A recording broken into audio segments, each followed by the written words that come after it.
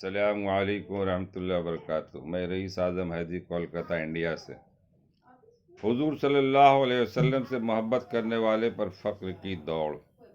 ایک صحابی حضور اکرم صلی اللہ علیہ وسلم کی خدمت میں حاضر ہوئے اور عرض کیا، یا رسول اللہ، مجھے آپ سے محبت ہے۔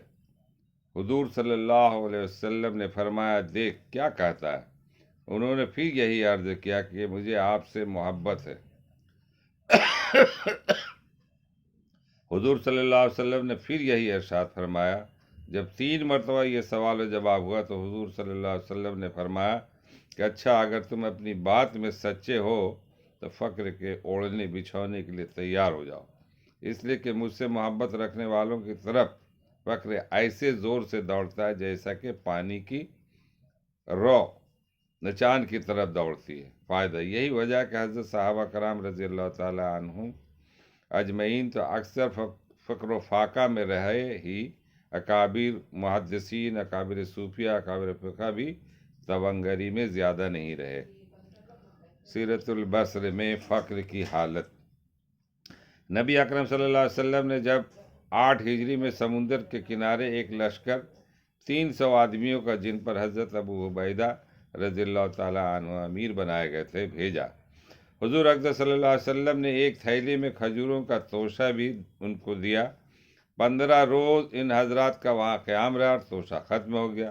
حضرت قیس رضی اللہ تعالیٰ عنہ جو اس قافلہ میں تھے، مدینہ منورہ میں قیمت ادا کرنے کے وعدہ پر قافلہ والوں سے اونٹ خرید کر ذبح کرنا شروع کیا اور 3 اونٹ روزانہ ذبح کرتے، مگر تیسرے دن امیر قافلہ نے اس خیال سے کہ سواریاں ختم ہو گئیں تو واپسی بھی مشکل ہو جائیں گے، ذبح کی ممانعت اور سب لوگوں کے پاس اپنی اپنی جو کھجوریں موجود تھی جمع کر کے ایک تھیلی میں رکھ لی اور ایک ایک کھجور روزانہ تقسیم فرمایا کرتے، جس کو چوس کر یہ حضرات پانی پی لیتے اور رات کے لیے یہی کھانا تھا۔ کہنے کو مختصر سی بات ہے، مگر لڑائی کے موقع پر جب کہ قوت اور طاقت کی بھی ضرورت ہو، ایک کھجور پر دن بھر گزار دینا دل و جگر کی بات ہے۔ چنانچہ حضرت جابر رضی اللہ تعالیٰ عنہ نے جب یہ قصہ لوگوں کو حضور کے بعد سنایا تو ایک شاگرد نے عرض کیا کہ حضرت، ایک کھجور کیا کام دیتی ہوگی؟ آپ صلی اللہ علیہ وسلم نے فرمایا، اس کی قدر جب معلوم ہوئی، جب وہ بھی نہ رہی کہ اب بہر فاقہ کے کچھ نہ تھا، اب بجز فاقہ کے کچھ نہ تھا، درخت کے خشک پتے جھاڑتے اور پانی میں بھگو کر کھا لیتے۔ مجبوری سب کچھ کراتی ہے، اور ہر تنگی کے بعد اللہ تعالیٰ جل شانہ کے ہاں سے سہولت ہوتی ہے۔ حق تعالیٰ نے ان تکالیف اور مشقتوں کے بعد سمندر میں سے ایک مچھلی ان لوگوں کو پہنچائے جس کو عنبر کہتے ہیں۔ اتنی بڑی تھی کہ 18 روز تک یہ حضرات اس میں سے کھاتے رہے اور مدینہ منورہ پہنچنے تک اس کا گوشت توشوں میں صاف تھا۔ حضور صلی اللہ علیہ وسلم کے سامنے جب سفر کا مفصل قصہ سنایا گیا تو حضور صلی اللہ علیہ وسلم نے ارشاد فرمایا کہ یہ اللہ کا ایک رزق تھا جو تمہاری طرف بھیجا گیا۔ فائدہ، مشقت اور تکالیف اس دنیا میں ضروری ہیں اور اللہ والوں کو خاص طور پر پیش آتی ہیں۔ اسی وجہ سے حضور صلی اللہ علیہ وسلم کا ارشاد ہے کہ انبیاء علیہ السلام کو سب سے زیادہ مشقت میں رکھا جاتا ہے، پھر جو سب سے افضل ہوں، پھر ان کے بعد جو بقیہ میں افضل ہوں۔ آدمی کی آزمائش اس کی دینی حیثیت کے موافق ہوتی ہے اور ہر مشقت کے بعد اللہ کی طرف سے اس کے لطف و فضل سے سہولت بھی عطا ہوتی ہے۔ یہ بھی غور کیا کریں کہ ہمارے بڑوں پر کیا کیا گزر چکا اور یہ سب دین ہی کی خاطر تھا۔ اس دین کے پھیلانے میں جس کو آج ہم اپنے ہاتھوں سے کھو رہے ہیں، ان حضرات نے فاقے کیے، پتے چبائے، اپنے خون بہائے اور اس کو پھیلایا، جس کو ہم آج باقی بھی نہیں رکھ سکتے۔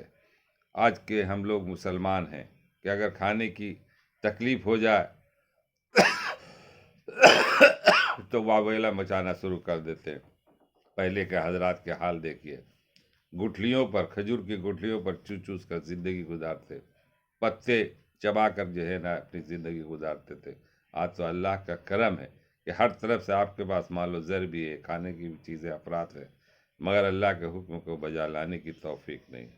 اللہ تعالی ہم لوگوں کو ہر عمل کرنے کی توفیق کو عطا فرمائے اور صبح سے شام تک اپنی زندگی اسلام کے مطابق گزارنے کی توفیق عطا فرمائے۔ آج جس کے پاس پیسے ہیں، دولت ہے، وہ شان اور تکبر میں رہتے ہیں، غریبوں کو کچھ سمجھتے نہیں، جب چاہتے جو چاہتے ہیں بول دیتے، جبکہ کہا گیا کہ اپنی زبان اور ہاتھ کو روکے رکھنا، اس لیے کہ سب چیزیں آپ کو گواہ دے گی محشر میں۔ آپ تکبر سے اگر کسی کو دو لفظ بھی بولا ڈانٹ کر تو وہ بھی جواب دے، اگر کسی کو اشارہ کیا تو وہ بھی جواب دے، کسی کو ہاتھ سے مارا تو وہ بھی جواب دے۔ آپ بچ نہیں پائیں گے۔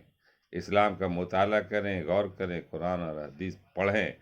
اللہ تعالی ہم لوگوں کو پڑھنے اور سننے سے زیادہ عمل کرنے کی توفیق عطا فرمائے۔ وما علینا الا البلاغ۔ میں رئیس اعظم حیدری، کولکاتہ انڈیا سے۔ اس ویڈیو کو آپ دور تک پھیلائیں، شیئر کریں ضرور۔ ایک بات بھی دین کا پہنچا دینا، پتہ نہیں آپ کی وہی بات راہ نجات ہو جائے آخرت کے لیے۔ اللہ تعالی ہم سب کو عمل کرنے کی توفیق۔ السلام علیکم ورحمۃ اللہ وبرکاتہ۔ میں رئیس اعظم حیدری، کولکاتہ انڈیا سے۔